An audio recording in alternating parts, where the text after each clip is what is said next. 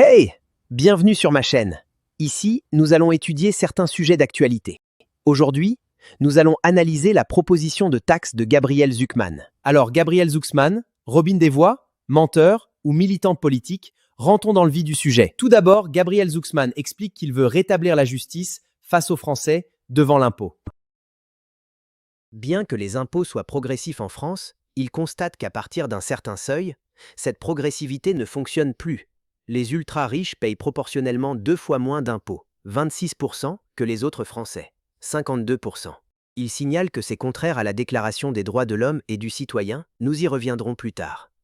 Ensuite, il explique que les ultra-riches se dérobent à l'impôt, par exemple, en remontant les bénéfices de leur société dans une holding au lieu de se rémunérer. La holding peut ensuite utiliser les fonds pour réinvestir dans l'entreprise ou bien dans d'autres entreprises de la holding. Il propose un impôt plancher de 2% sur les patrimoines dépassant 100 millions d'euros, patrimoine professionnel inclus, ce qui va cibler environ 1800 foyers. Ainsi, une personne concernée, qui possède des parts d'entreprise, se verra directement imposée sur ses parts. En intégrant patrimoine personnel et professionnel, Gabriel Zucman espère rendre l'évitement de l'impôt impossible. Il estime ainsi que l'État français pourra récupérer jusqu'à 20 milliards de recettes supplémentaires à investir dans l'éducation et la santé par exemple. Le chiffre de départ est très contestable.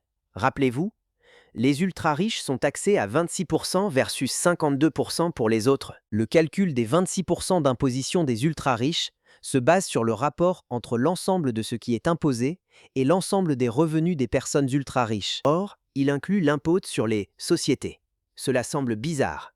De plus, ces impôts sont plafonnés à 25% contre 45% pour les impôts sur les personnes. Alors, n'est-ce pas une méthode de calcul biaisée exprès pour minimiser la participation des ultra-riches? Ce n'est pas si simple. Il est vrai qu'une entreprise spécialisée dans les box Internet peut remonter des bénéfices dans une holding pour ensuite acheter un journal, donc sans rapport avec la box Internet. Cela constitue un nouveau patrimoine. De ce point de vue, inclure l'entreprise dans les impôts de la personne semble logique aux yeux de certains.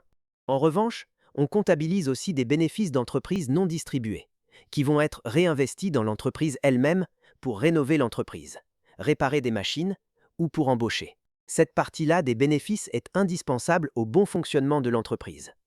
Il apparaît ici incompréhensible de faire rentrer ces bénéfices de l'entreprise comme revenus personnels, c'est pourtant ce qui est fait dans cette étude. Une autre incohérence, c'est que ces études incluent les charges sociales dans les 52% d'imposition des autres, mais que les charges sociales patronales ne sont pas comptabilisées dans les 26%. Cela creuse artificiellement l'écart entre les 26 et les 52%. Pour payer les salariés, l'entreprise va prendre de l'argent.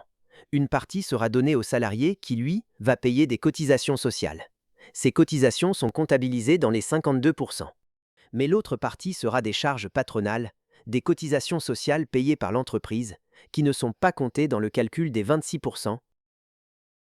De même, le paiement de la TVA sur les biens de consommation courante est estimé puis pris en compte uniquement dans les 56%, mais pas dans les 26%. Autrement dit, pour les autres mais pas pour les ultra-riches. Là encore, on creuse artificiellement l'écart.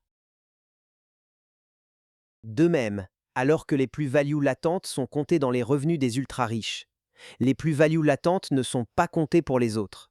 Par exemple, les PEA, PER, livrets, etc. Bref, ces études, prises comme base par Zucman, sont donc contestées, pour de nombreuses raisons, par plusieurs économistes, dont des prix Nobel.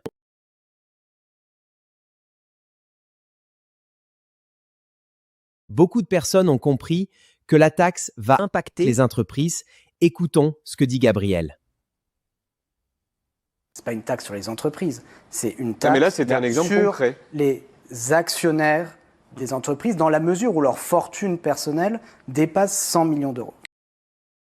Non, mais là, il y a une mécompréhension. Il ne s'agit pas de créer un impôt sur les entreprises. Il s'agit de s'assurer que les personnes physiques, les ultra-riches, les personnes qui ont plus de 100 millions d'euros de patrimoine, payent un minimum d'impôts personnels sur leur fortune personnelle. On ne taxe pas les capitaux de LVMH.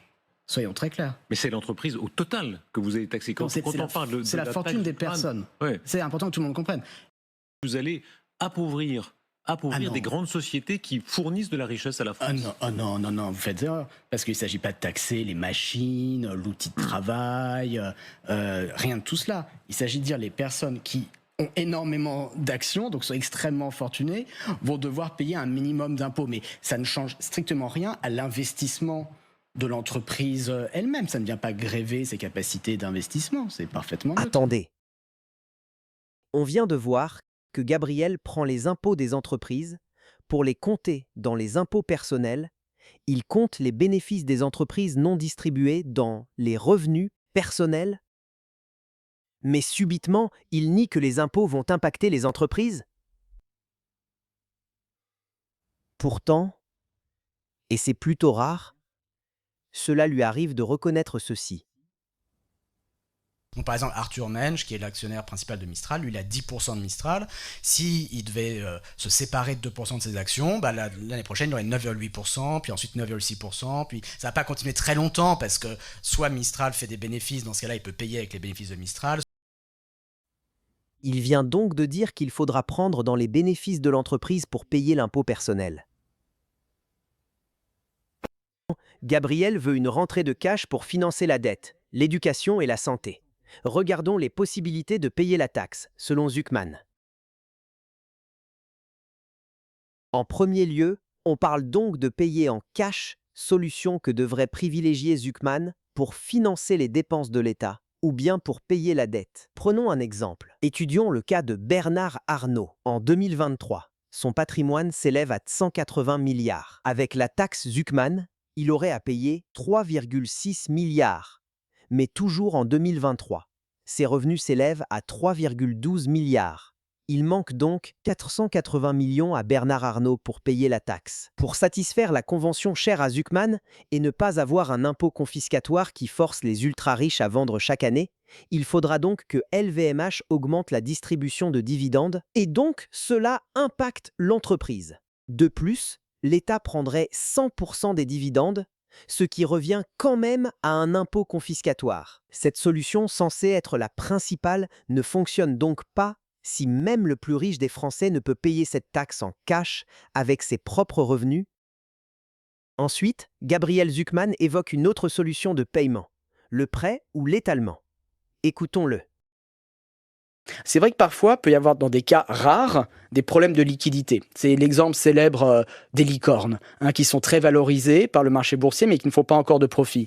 Dans ce cas-là, deux solutions. D'abord, permettre l'étalement des paiements. On fait ça pour l'impôt sur les successions au taux de 45% depuis très longtemps, donc on pourrait le faire pour cet impôt au taux de 2%.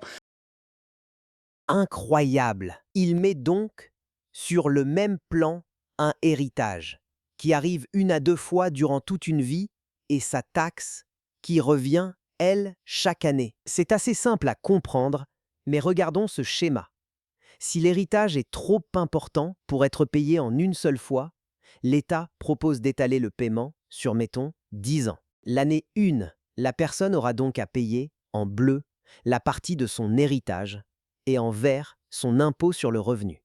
L'année 2, ce sera la même chose, aucune surprise. Ce sera le même montant à payer que l'année 1.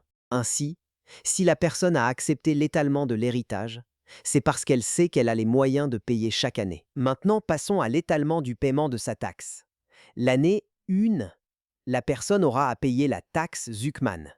L'année 2, il faudra encore payer cette taxe et ainsi de suite chaque année. Avec l'étalement, l'année 1, il n'y aura que l'étalement de la première année. Mais l'année 2, il faudra cumuler l'étalement de l'année 1 avec celle de l'année 2. De même pour l'année 3, il faudra cumuler l'étalement de l'année 1, de l'année 2 et de l'année 3.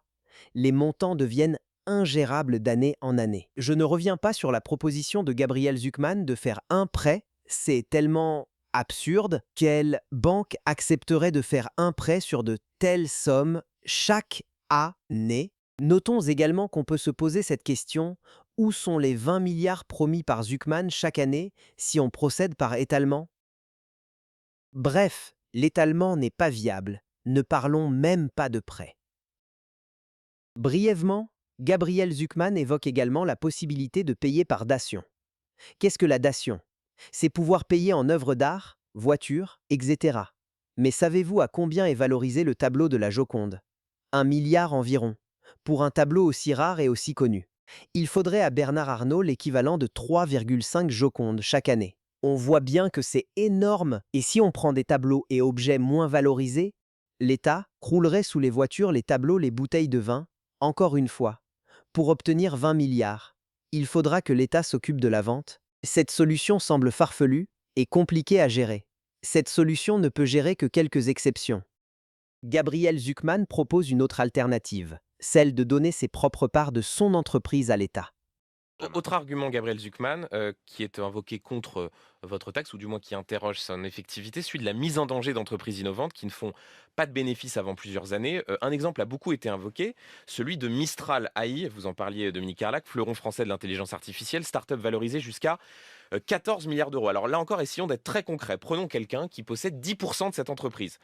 Avec votre taxe, donc 2% d'1,4 milliard d'euros, il devra 28 millions d'euros au fisc. S'il n'a pas fait le début d'un bénéfice, il sera donc obligé de vendre la part qu'il a dans cette entreprise pour payer votre taxe Zucman. Alors, ce que je propose, c'est que dans ces cas rares, mais qui existent, d'illiquidité, que l'on permette aux personnes concernées de payer l'impôt en nature, c'est-à-dire avec des titres de l'entreprise. Donc, prenons l'exemple de Mistral, très intéressant, un cas limite qui permet de tester la solidité du dispositif. Les 3 fondateurs possèdent chacun à peu près 10%, donc 30% à eux 3. Imaginons que pendant 10 ans, Mistral ne fait pas de bénéfices, et donc ils doivent donner chaque année 2%. Donc, au bout de 10 ans, ça ferait 6% du capital, leur part passerait de 30% à 24%. La puissance publique, elle, monterait au capital de Mistral de 0% à 6%. Que peut faire l'État? Il peut garder ces 6% dans un fonds souverain et donc tous les Français, comme ça, bénéficieraient du succès. Vous remarquerez que cela ne permettra toujours pas d'obtenir 20 milliards en cash, même en revendant, comme préconisé par Gabriel, aux salariés ainsi qu'aux Français. Rien ne garantit que la totalité sera vendue. Les investissements aujourd'hui sont toujours mixtes et dans différents pays, afin de minimiser les risques. Écoutons la réaction de Philippe Aguillon, prix Nobel de l'économie 2025, lors du débat avec Gabriel Zucman au cours du FDD 2025. C'est-à-dire que le problème, c'est pas du je suis un milliardaire, je suis quelqu'un qui crée une entreprise. Mistral valorisé à 12 milliards d'euros, mais il y a d'autres entreprises. Et pour le moment, je dégage peu de bénéfices ou pas de bénéfices. Et le peu de bénéfices que je dégage, je veux le réinvestir dans l'entreprise parce qu'il y a une course, parce qu'il y en a d'autres qui sont des concurrents. Donc je dois innover. Je ne veux pas avoir à vendre des actions en catastrophe parce que les actions d'une entreprise non cotée, elles sont illiquides. Et de les vendre à l'État ou à des gens de Chine ou à des gens d'ailleurs, j'avais rien contre les Chinois, pour pouvoir payer les impôts. C'est ça qui, pour moi, ça ne fait pas sens, Gabriel. Je ne résiste pas. Je vous laisse la réponse de Gabriel Zucman. Pour la blague. Si les contribuables, tout, je ne veux pas revendre. Pas de revente. Je veux garder mes actions. Je veux être propriétaire d'une entreprise. Je veux pousser mon entreprise moi-même. Pourquoi je dois revendre des actions? Pourquoi? Parce que je n'ai pas de valeur, je n'ai pas de cash flow. Pourquoi? Parce que si vous avez 1 milliard, Mais il n'est pas là. vous avez une capacité contributive, vous ne pouvez pas sortir de la société, c'est pas possible. Mais simplement, on ne va pas vous demander de générer des liquidités qui n'existent pas. Il y a différentes façons de faire. Vous pouvez emprunter si vous voulez. Vous pouvez. Non, mais alors, vous. Une bonne blague. Nous avons vu que les autres options ne sont pas viables. Et aucune solution ne permet finalement d'obtenir 20 milliards en cash, comme promis par Zucman pourtant. Il faudra donc donner les parts de son entreprise. Là encore, Zucman prétend que cela ne toucherait qu'une dizaine d'entreprises. Et là, si vous devez payer 2% et que vous n'avez pas les liquidités pour payer ces 2%, oui, c'est vrai, vous allez aussi devoir vendre 2% de vos actions. Il y a des cas qui sont rares, mais réels, où il peut y avoir des vrais problèmes de liquidité, où les personnes ont une fortune qui ne génère pas encore de rendement. C'est le cas des licornes, Mistral AI. C'est vrai que parfois, il peut y avoir dans des cas rares des problèmes de liquidité. C'est l'exemple célèbre des licornes, qui sont très valorisées par le marché boursier, mais qui ne font pas encore de profit. Vraiment? Que des licornes, non cotées, qui ne dégagent pas de bénéfices. Je vous propose de regarder le cas d'Octave Klaba. Il est né le 23 janvier 1975 en Pologne, où il est resté jusqu'en 1991. Il apprend l'informatique par lui-même. Sa famille s'installant en France, il y fait donc ses études. En parallèle, il fonde une association de webmasters pour héberger des sites web où il utilise le pseudonyme Oles van Herman sur les forums informatiques. C'est ainsi que l'entreprise OVH voit le jour en 2000. L'entreprise prenant de l'ampleur, elle rentre en bourse en 2021, avec une valorisation à 3,5 milliards. Nous pouvons voir qu'en décembre 2022, l'entreprise est valorisée à 3 milliards. Mais en décembre 2023, la valorisation chute de 3 milliards à 1,7 milliard, soit 45% de chute. De même, le patrimoine professionnel d'Octave passe de 1 milliard à 600 millions. Avec la taxe Zuckman, Octave devrait payer en 2023 2% de 600 millions, soit 12 millions d'impôts. Or, les bénéfices entre 2022 et 2023 sont négatifs. Il y a une perte de 40 millions, notamment à cause des intérêts des emprunts et de l'amortissement des data centers. Aucune dividende n'est versée chez OVH. Autrement dit, il n'y a pas d'argent caché, pas d'enrichissement du patrimoine, ni de 6, ni de 8, ni de 10%, mais une chute du patrimoine de 45% environ. L'entreprise ne dégage pas d'argent. Donc, les problèmes de liquidité concernent aussi les entreprises cotées en bourse, et pas uniquement les licornes comme le martèle Gabriel Zuckman. Au nom de l'article 13 de la Convention des droits de l'homme, Gabriel veut que chacun paie à la hauteur de ses revenus et cherche à équilibrer les impôts, il veut, pour les ultra-riches uniquement, imposés en se basant sur le patrimoine. Il explique que cela ne sera pas confiscatoire et donc bien conforme à la Convention, puisque d'après lui, les ultra-riches s'enrichissent de 6 à 10% par an. Mais quand on lui explique que certaines entreprises n'ont pas ce taux de rendement, il rétorque d'abord que cela ne concerne que quelques dizaines de licornes. Puis il ajoute qu'il faut les taxer quand même selon leur patrimoine, sauf que dans ce cas, on leur prend donc plus que ce qu'ils gagnent. Comment expliquer dans ces cas, à pas si rare que cela, que ce n'est pas confiscatoire? Gabriel ne l'explique pas. Il se contente de dire que comme ils sont riches, ils doivent payer selon leur patrimoine. C'est un gros trou dans son argumentation, et il se refuse à mettre ces cas hors champ de sa proposition. D'après de courtes recherches, voici une liste non exhaustive de personnes potentiellement dans ce cas, mais uniquement pour des licornes. Ce n'est pas seulement une dizaine de cas, et ce n'est pas si rare que cela. Gabriel Zuckman insiste souvent sur son taux qui n'est que de 2% sur le patrimoine, un taux faible selon lui, mais il se garde bien de dire quelle serait l'augmentation de l'impôt qu'il demande. Pour avoir une idée, ce n'est pas compliqué, mais nous avons besoin de connaître quelques informations. Étudions le cas de certains ultra-riches. Prenons le cas de la famille Arnault. Nous avons vu que la fortune de Bernard et ses 5 enfants est estimée en 2023 à 180 milliards et que la taxe Zuckman serait de 3,6 milliards. Et ici, avec 10,5 millions de revenus imposables pour la famille Arnault, on arrive à 4,8 millions d'impôts. Donc, avec la taxe Zuckman, on obtient une multiplication par 729 de l'impôt, une augmentation de 72 800%. Maintenant, prenons le cas d'un jeune entrepreneur, Arthur Mensch. C'est la personne la plus médiatisée qui a créé Mistral AI en 2023. Il est très transparent sur sa rémunération et cela va nous aider à y voir plus clair. Dans le journal Le Monde, il déclare avoir un revenu en 2026 de 150 000 euros par an. Avec ces revenus, il devra payer comme impôt sur le revenu, soit 39 300 euros s'il perçoit un salaire de 150 000 euros brut, soit 45 000 euros d'impôt s'il touche sa rémunération en dividende. Or, en décembre 2025, Mistral AI valait 11,7 milliards selon Madines.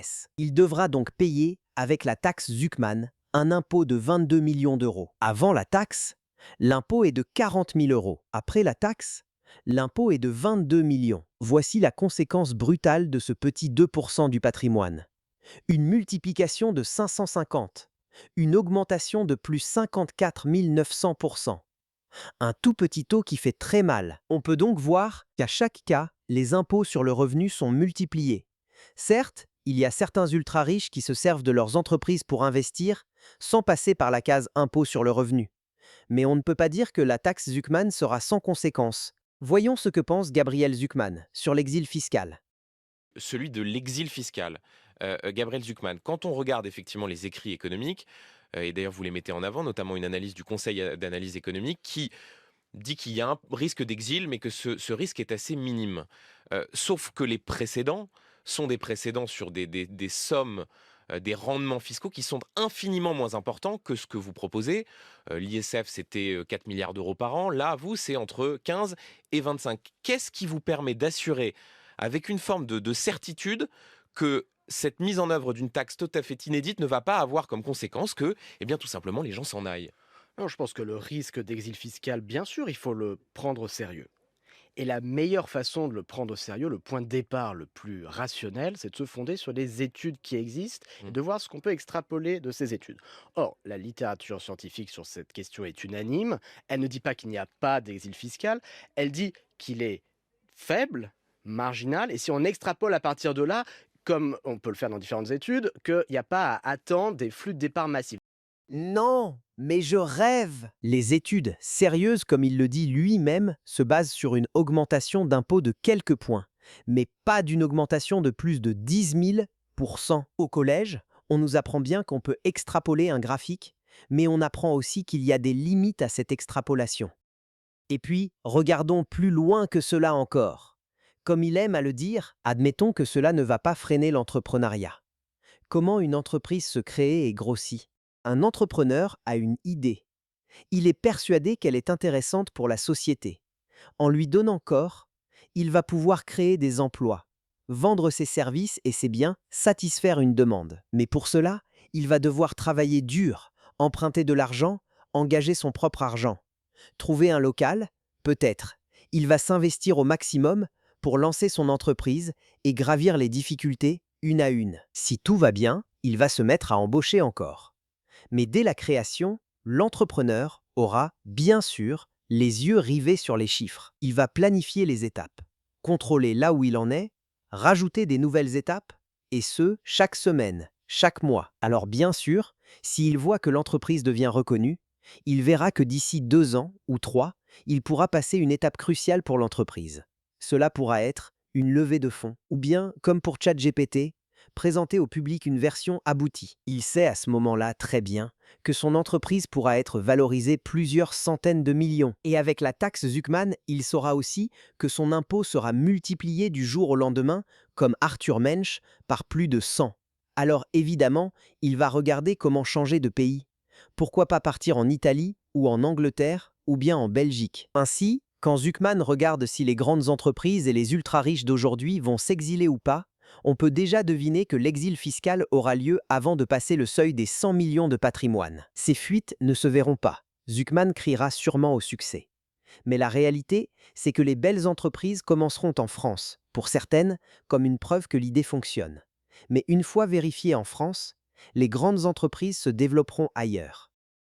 Gabriel Zuckman parle régulièrement du rendement que peuvent obtenir les ultra-riches, mais il n'est pas clair du tout sur le sujet. Parfois, il estime que le rendement est de 6%, dans son propre rapport, il estime un rendement de 7,1%. Il communique également sur un rendement de 8 et parfois même 10%. Il ne s'explique pas vraiment sur ces différences de chiffres et il peut même, sur la même interview, donner 2 chiffres différents.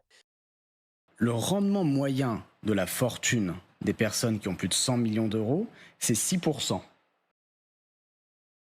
Le rendement moyen pour les personnes qui ont plus de 100 millions d'euros de patrimoine, c'est 6%. Oui, mais là encore, c'est vous nettement êtes en supérieur universitaire. à 2%. Ça Non, mais dépend des années, ça dépend des secteurs. c'est la ça moyenne, dépend donc des c'est la entreprises. moyenne, vous avez raison, c'est une moyenne, donc tout le monde n'est pas dans cette Il faut pas situation. raisonner. Pour certains, ça va être 8, pour certains, ça va être 4. En moyenne, c'est 6%. C'est nettement supérieur à 2%. Donc les personnes ont largement de quoi payer l'impôt avec leur liquidité. Le taux de rendement a tendance à augmenter assez fortement avec le niveau de richesse. Ce qui veut dire en moyenne, c'est 5%, mais pour les plus riches, ça va être plutôt 7%, 8% de rendement avant impôt en moyenne par an. On en a parlé dans la première partie de nos échanges, le rendement du patrimoine est nettement supérieur à 2%.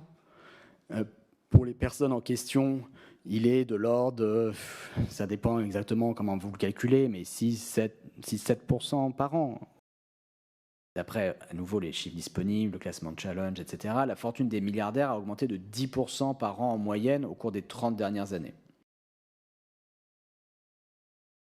Regardons son propre rapport, lisible sur ce lien. À la page 18 de ce rapport, on peut y lire, selon les données compilées par Forbes, la fortune des milliardaires du monde entier a augmenté en moyenne de 7,1% hors inflation par an entre 1987 et 2024, avec un taux d'imposition du capital de 0,3% et une consommation équivalente à 0,1% de la fortune. Ce taux de croissance implique un rendement brut de la fortune de 7,5% par an. Il se base donc sur Forbes pour définir un taux de 7,5% de rendement. Or, Forbes inclut la hausse de la valorisation des actions pour calculer leur taux. C'est même ce qui constitue la quasi-totalité de l'augmentation de la fortune. Les personnes plus fortunées détiennent plutôt des actions, dont j'ai rappelé que c'était la forme de patrimoine qui a en moyenne le rendement le plus élevé. Mais la richesse des milliardaires, par définition, ce sont des grosses détentions actionnariales. La famille Arnault possède 50% de LVMH, Vincent Bolloré, 66% du groupe Bolloré. Il apparaît donc grossier de dire que les ultra-riches pourront payer de manière sonnante et trébuchante en cash les 2% de taxes, puisqu'ils s'enrichissent de 7,5%, sachant que ces 7,5% sont en quasi-totalité partie illiquide et latente. Aucun calcul ne permet de chiffrer une augmentation liquide de l'ensemble du patrimoine.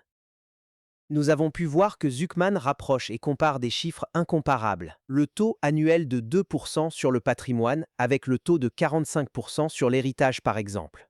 Zuckman utilise des chiffres pour calculer une valeur dans certains cas, mais pas dans d'autres, comme pour la plus-value latente, et il se permet pourtant de comparer. Il se contredit parfois, disant que sa taxe n'est pas sur les entreprises et ne les impactera pas, mais il dit par ailleurs qu'il faudra prendre sur les bénéfices des entreprises pour payer. Il se rétracte aussi parfois, mollement, comme ici. Il faut le prendre au sérieux, ce risque d'exil fiscal, et la meilleure façon de le prendre au sérieux, c'est de se pencher sur les études universitaires sur la question, dont la conclusion est unanime. L'exil fiscal, c'est pas zéro, mais c'est très rare, c'est très faible, surtout pour des taux d'imposition dont on parle à 2%. Alors, je pense que le risque d'exil fiscal, bien sûr, il faut le prendre au sérieux.